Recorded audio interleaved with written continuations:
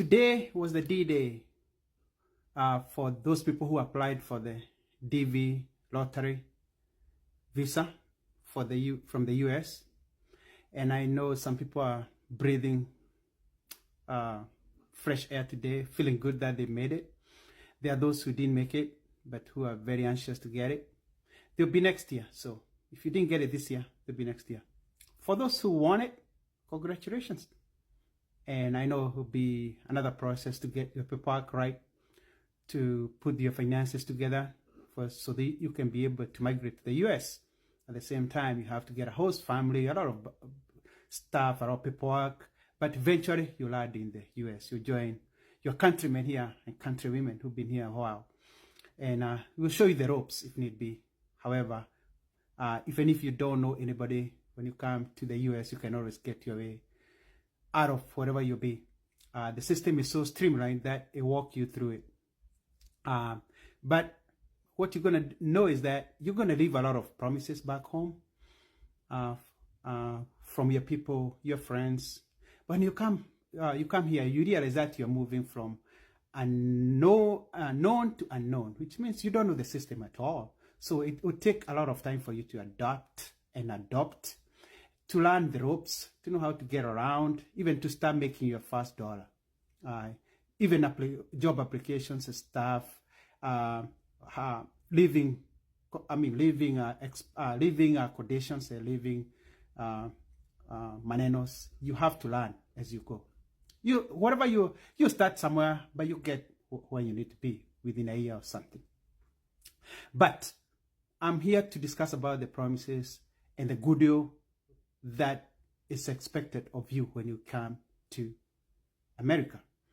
There's this notion that there's a lot of money here, money is easy coming, and your family will be better off when you're here than when you left. And in most cases, it's true. It happens when people work in tandem. When people work together, then things move very well.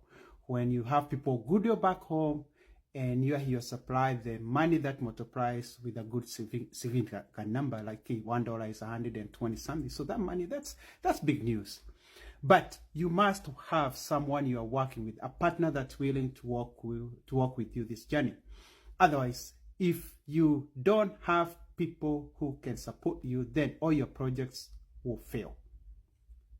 And friendship will die. Relationships will die. Trust, you move from 100% trust with your people to almost 0%.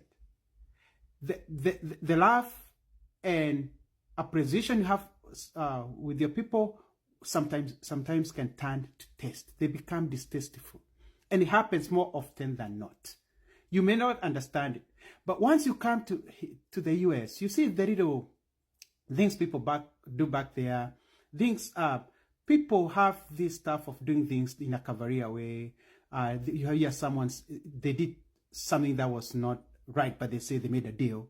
Or they took money from someone that they said they were able to overcome something. That stuff that does not work here. Things here are so streamlined. You work, you make your money, you invest. There are no shortcuts. Like in those shortcuts in Kenya, if your people don't understand, if they don't move with you to the level of understanding, fair deal, then you're going to be fighting them all the time. And you might realize that at the end of the day, you're going to realize that these people are not there to help you. They are there to finish you. And there's this also notion that we have a lot of money to send back home. We don't.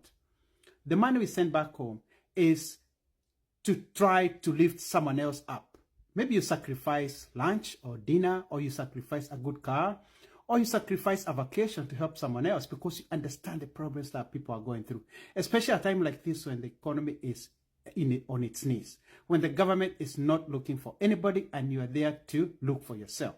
So people coming now have a lot of pressure to support people back at home. Maybe you have to support some projects like even paying school fees for your people, or maybe starting up a business for your people, your brother or something. Even maybe to build a house for your parents because the conditions that are deplorable. So because you have that in you. Kenyans are very good people, and we are trained to look after families and to treat people right. So when you come here, we try to do as best as we can. The problem comes when there's no accountability. Like maybe they tell you something will cost about 200,000 and you realize that maybe the money that was spent was maybe 50,000. And accountability also comes to communication. They don't communicate with you.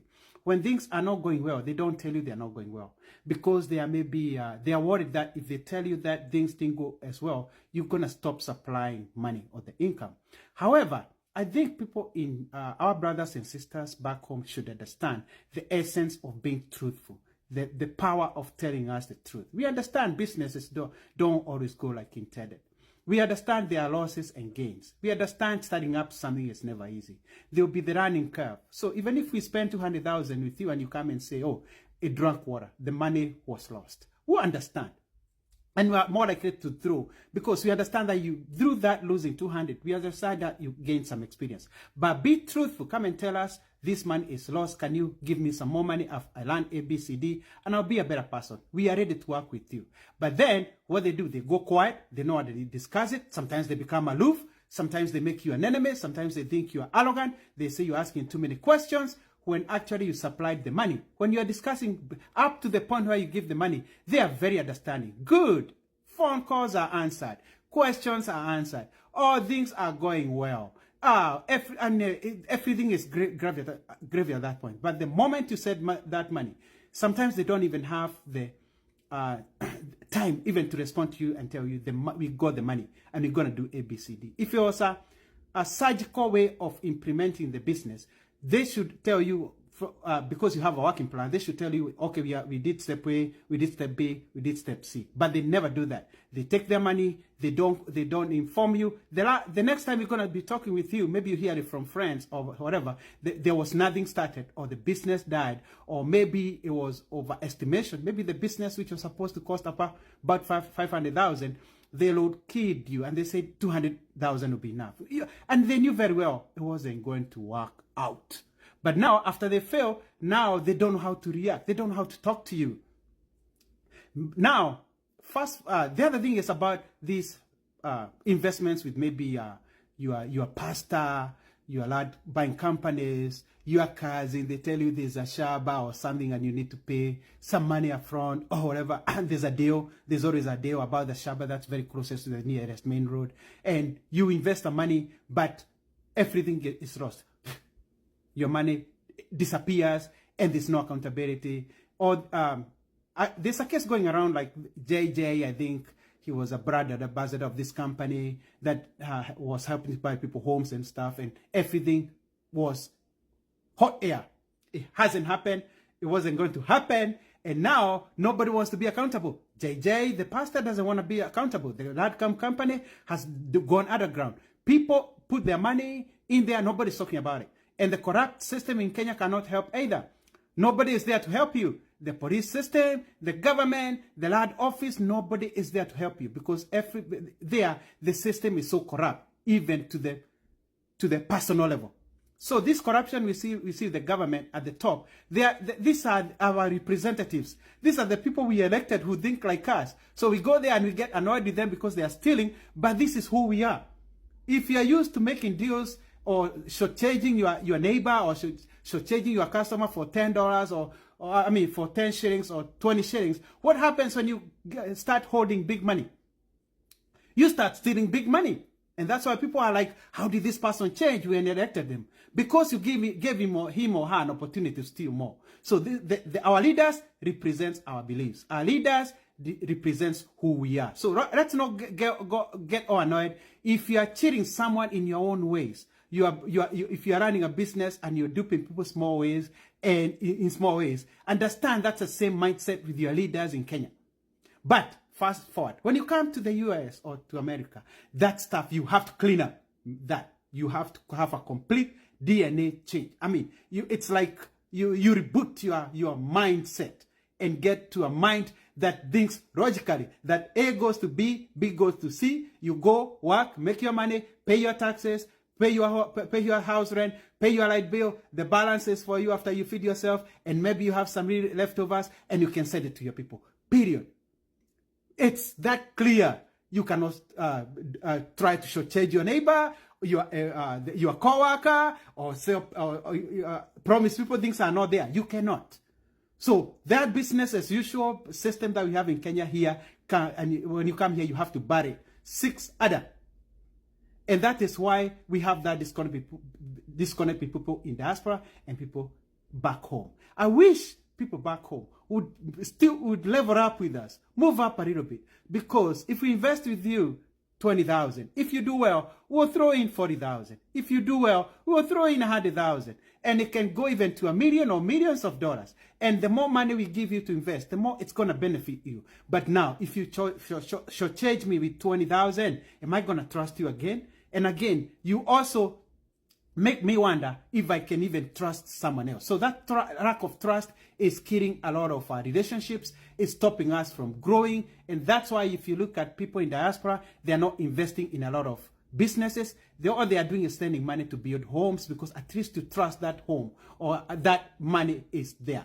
But if you try to start a business whereby there's money coming in, coming out, you lose all your money. But I tell you what, people in diaspora don't always send all the money. So if you think you're stealing from people in diaspora, you are wrong. Maybe it's about 55% of our income. So you're not breaking the bank. Sending you money from here is not breaking the bank. But we are just out to try to help a brother, a sister, or someone who is in trouble to get to the next level.